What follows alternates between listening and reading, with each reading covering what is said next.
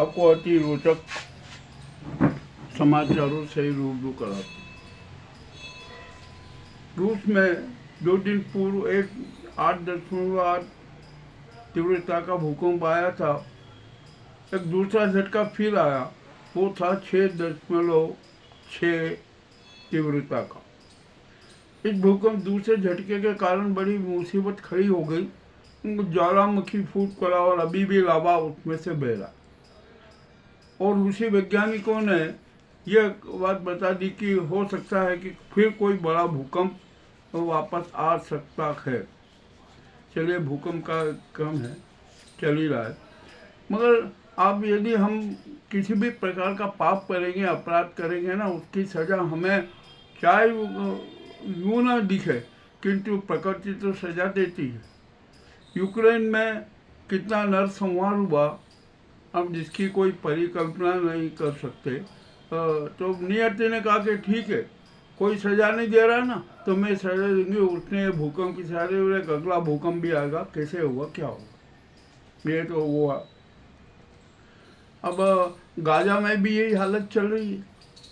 वहाँ पर नाहू ने जो नरसंहार का 70 से 80 हज़ार तो महिला, बच्चों, बुजुर्गों, बेबसों की हत्या की, उसको भी सज़ा मिलेगी, निश्चित मिलेगी, और मिल ही रही है। वो भी अब अशांति। अब यहाँ पर हम भारत की बात करें, उसके पहले हम यहाँ अमेरिका की बात कर लें। अब तो अमेरिका में भी बड़ी संकट आ गया। वहाँ पर हमेशा कहीं ना कहीं गोलीबारी होती रहती है, हत्याएं होती रहती।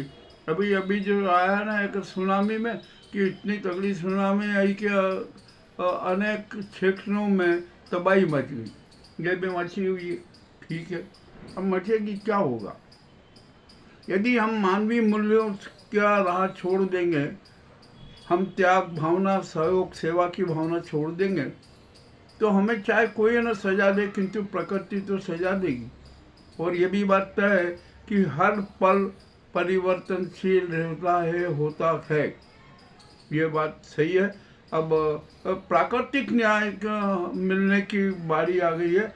अब हम लोग ने न्याय नहीं दे सकते, किंतु प्रकृति न्याय दे रही है कि नहीं, ये सच्चा न्याय है, सच्चा। तो ये प्राकृतिक न्याय की सज़ा हम सबको मिल रही है, देख लीजिए। आइए अब हम भारत की बात करें। भारत में तो बड़ी विचित्र स्थिति हो रही। यहाँ पर 2 चेहरे हैं, 2, मोदी और अमित शाह और ये गुजराती गैंग, ये देश को तबाह कर रही है।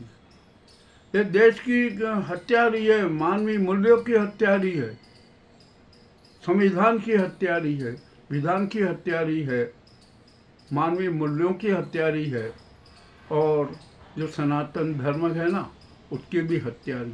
ये बहुत शातिर हत्यारे हैं, शातिर षड्यंत्री चेहरे हैं। ये अपने पाप करते हैं और अपने पापों पर गर्वित होते। मामला अति रोचक है। आज ट्रंप ने भारत पर 25% का टैक्स लगा ही दिया, मोदी मौन। और भी अनेक प्रकार के, आपने चीन का यूं तो खूब करते थे, विरोध करते थे, अब उसको खुले आज़ादी देने के, आइए हमारे यहाँ निवेश कीजिए। 25% का निवेश चीन के लिए आरक्षित कर दिए। ये भी बहुत अच्छी बात है।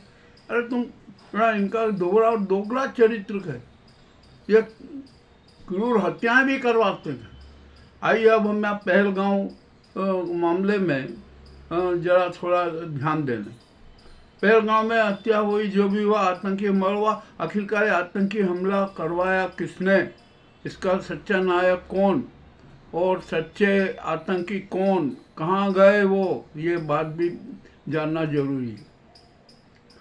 मानसून सत्र में ऑपरेशन सिंदूर हो रहा था, बहस चल रही थी। बहस के दौरान तो बड़ा विचित्र मामला सामने आया। 2 बजे बहस शुरू होना थी, ठीक है। उसके पहले राजनाथ ने CDS को बुलाकर न जाने क्या बैठक ली, क्या बातचीत की, वो हुआ। उसके बाद में 1:16 पर खबर आती है कि पहलगाम में जिन आतंकियों ने कहर बरपाया था, वो ढेर कर दिए गए, उनको मार दिया गया। ठीक है, या कि अमित शाह संसद में घोषणा करने लगे कि जो पुलवामा के पहलगांव के जो आतंकी थे ना, उनको निपटा दिया गया। ठीक है, न इस केस वाले थे। अब आइए, अब जब आपने आतंकियों को निपटाया तो उनकी शिनाख्त किनसे करवाई, ये भी एक सोचने की बात है। अरे जो वहाँ पर जो यात्रियों को भोजन सप्लाई करते हैं ना, उनसे शिनाख्त करवाई। जबकि जो वहाँ पर जो लोग शहीद हुए हैं, उनके परिवार के लोग भी वहाँ मौजूद थे, शिनाख्त तो उनसे करवाना थी ना कि क्या यही आतंकी थे। मगर ऐसा कुछ नहीं हुआ। एक साथ जो भी होना, ऑपरेशन महादेव का नाम दे दिया। और उन्होंने क्या कहा कि अरे ऑपरेशन महादेव है, अब ये सोमवार के दिन हुआ। अरे यार, अब तो सीमाएं सारी तोड़ दी झूठ बोलने की। अब क्या करेंगे, आप में कौन विश्वास करेगा। मामला अतिरोचक है। ठीक है, जो होना है वो। अब यहाँ पर अभी बात चली थी कि मुर्मू से त्याग पत्र लेंगे, परंतु जब हमने भी बार बार मुर्मू को भी चेताया कि ये क्या कि नहीं, ऐसा नहीं होगा, मुर्मू त्याग पत्र नहीं देगी, अब उन्होंने नकारा कर दिया कि मैं कोई त्याग पत्र नहीं दूंगी। मत दीजिए। और आपको त्याग पत्र नहीं देना और उसके साथ साथ एक्शन लेना है कि मैं मोदी जी, आपने 367 करोड़ रुपए विदेश यात्रा पर खर्च किए हैं, उसके परिणाम की सारी विवरण मुझे दीजिए। नहीं दिए तो मैं आपको वो बर्खास्त कर दूंगी, ये सरकार को बर्खास्त कर दूंगी, ऐसा कर दीजिए। परंतु वो डर रही हैं कि अब महिला हैं, थोड़ा डर तो रहता ही है। और क्योंकि ये तो षड्यंत्री गैंग है, ये किस प्रकार के नाटक कर करके षड्यंत्र रच के क्या क्या कर सकते हैं। ठीक है, ये भी सब हो जाएगा। अब राष्ट्रपति मुर्मू अगला स्टेप क्या उठाने वाली है, और हमने तो सुझाव दिया कि ऐसा स्टेप उठा लीजिए। सबसे पहले इस नाजी सरकार को बर्खास्त कर दीजिए। नंबर दूसरा, देश में राष्ट्रपति शासन लागू कर दीजिए।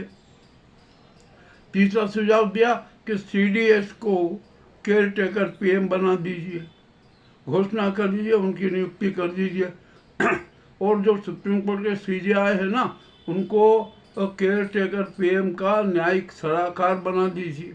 यह कर दीजिए आप। ये नाजी कोकनी गुजराती गैंग है ना, सब पस्त हो जाएगी, ये सड़कों पर नजर आएगी, ये अपने हाथों से अपने शरीर पर कफन डाल रही। और मैं यहाँ पर एक आज सबके सामने एक बहुत बड़ी बात कहता हूँ। हम चाहे कोई भी हो, सरकार हो, धन कुबेर हो, खरबों के मालिक हो, ये जब हमारी परछाई हमारे आवरण से, हमारे शरीर से हजारों किलोमीटर दूर लंबी हो जाती है, सैकड़ों मीटर लंबी हो जाती है, तो समझ लीजिए कि हमारा पतन तय है। और यही हाल नाजी और मोदी सरकार की है। इनकी परछाई इतनी लंबी हो गई है, इतनी लंबी हो गई कि अब तो जिसको मापना भी कठिन हो गया कि ये कितने किलोमीटर दूर इनकी परछाई नजर आ रही। ये बड़ा ऐसा सवाल है और ऐसा जवाब है कि जिसको सुनकर कोई भी, हम चाहे गरीब हो या अमीर हो, हम सब पर भी यही बात लागू होती है। हमारी परछाई कितनी लंबी है। यदि हमारी परछाई छोटी है तो हमें कोई दिक्कत नहीं, और यदि हमारी परछाई हमारे आवरण और हमारे शरीर से बहुत लंबी हो जाती है तो मान के चलिए कि हम पतन की ओर हैं, हमारा पतन तय है, हमारी मौत तय है। ये एक ज़रूरी बात मुझे करना थी, हमने की। अब यहाँ पर ये तो नाजी गुजराती गैंग तो साथ ही षड्यंत्री गैंग है, हत्यारी गैंग है, ये जुमलेबाज गैंग है, ये प्रायोजितवादी गैंग है, ये नाजीवाद को थोपना चाहती है। और ये इतनी अहंकारी है, इतनी अहंकारी गैंग है कि ये अपने अहंकार के आगे सबको तुच्छ समझते हैं, किसी को कुछ नहीं करते। यदि आप इनसे सवाल करेंगे तो आपको कह देंगे कि अरे ये तो राष्ट्रद्रोही है, समाजद्रोही है, जनद्रोही, जेल में डाल देंगे। ऐसा हुआ। अब यहाँ पर मैं एक बड़ी विचित्र बात करने जा रहा हूँ मोदी गोदी मीडिया की। मोदी गोदी में मीडिया की तो हालत ही इतनी खराब है कि हंसते ज़्यादा। वो तो इस नाजी गुजराती गैंग, धन कुबेरों कारपोरेट के इतनी गुलाम बन चुकी है कि जिसकी कोई सीमा नहीं। अरे उनके जूते चमकाने के लिए उनके जूतों की पॉलिश अपनी जुबान से कर रही। अब यहाँ पर जो एनडीटीवी और जी न्यूज़, इस पर एक मानहानि का प्रकरण लग गया। 5-5 करोड़ का प्रकरण लगा। प्रकरण 5 करोड़ का हो या 5 रुपए का हो, वो प्रकरण तो प्रकरण है। अब यहाँ पर हुआ क्या कि एक बहुत अच्छे शिक्षक थे, सम्मानित शिक्षक थे, धार्मिक रहते थे, सम्मानित नागरिक थे। उनको इस मोदी गोदी मीडिया ने भयंकर क्रूर आतंकवादी बदला दिया, लश्कर तोयबा का कमांडर बना दिया और पुलवामा के कांड का एक नायक भी बता दिया। मामला बड़ा हुआ। कोई कोरी इकबाल हैं, उनके साथ ऐसा हुआ, उनकी हत्या भी हो गई। और जब उनकी हत्या हुई ना, तो भी बड़ी विचित्र बात लगी। और उसके बाद में और ये नाजी गैंग का आईटी सेल, जिसके मालूम है ये कितना घिनौना है, कितनी फेक न्यूज़ चलाता है जिसकी कोई सीमा नहीं। और अब तो फेक न्यूज़ का आकाश पूरे देश में छाया हुआ है। ये भी एक बड़ी विचित्र बात है। अब तो बहुत संकट हो गया। और आइए मैं मध्य प्रदेश की बात बताता हूँ। यहाँ के मीडिया प्रतिष्ठानों की हालत क्या है आपको पता नहीं। यहाँ पर जनसंपर्क कार्यालय से करोड़ों के विज्ञापन उन्हीं को दिए जा रहे हैं। अरे आप जरा एक काम कीजिए, मैं मध्य प्रदेश सरकार के सीएम से पूछना चाहता हूँ, जनसंपर्क सचिव से पूछना चाहता हूँ, जनसंपर्क आयुक्त से पूछना चाहता हूँ कि जिन जिन मीडिया प्रतिष्ठानों ने अपनी प्रसार संख्या बता रखी है, अपने टीआरपी बता रखी है, क्या आपने उसकी आज तक जांच की? नहीं की। मैं चैलेंज के साथ कहता हूँ, आज तक किसी की जांच नहीं की। मामला अति रोचक है। ये जो फर्जी प्रसार संख्या बताने वाले समाचार पत्रों और मीडिया प्रतिष्ठानों की सूक्ष्म जांच होना चाहिए, आज तक नहीं हुई है। ये भी किसी से छिपा नहीं है। और उनको करोड़ों रुपए के विज्ञापन दे गए तो आप खाता उठा के देख लीजिए, मैं झूठ नहीं कह रहा। अपना यह मामला बड़ा विचित्र है। लोग कहते हैं कि अरे तुम तो मीडिया में होके भी मीडिया के और समाज पालिका के चेहरे हो, समाज पालिका की आलोचना करो। अरे सच कहने में क्या दिक्कत है? हम तो सच सबके सामने ही प्रस्तुत करते आए और करते ही रहेंगे। ये मामला बड़े विचित्र की बात है। और अब ये मोदी और ये है ना जो राष्ट्रपति बनना चाहते हैं ना, अब ये राष्ट्रपति क्या, ये तो राष्ट्रपति बन जाएंगे, ये राष्ट्रपति नहीं बनेंगे।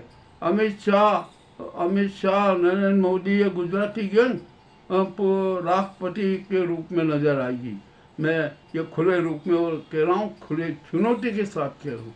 अब आइए हम यहाँ डॉक्टर मोहन भागवत जी से भी थोड़ी बात कर लें। यदि सबकी बात करेंगे, उनकी बात नहीं करेंगे तो बड़ा वो लगेगा।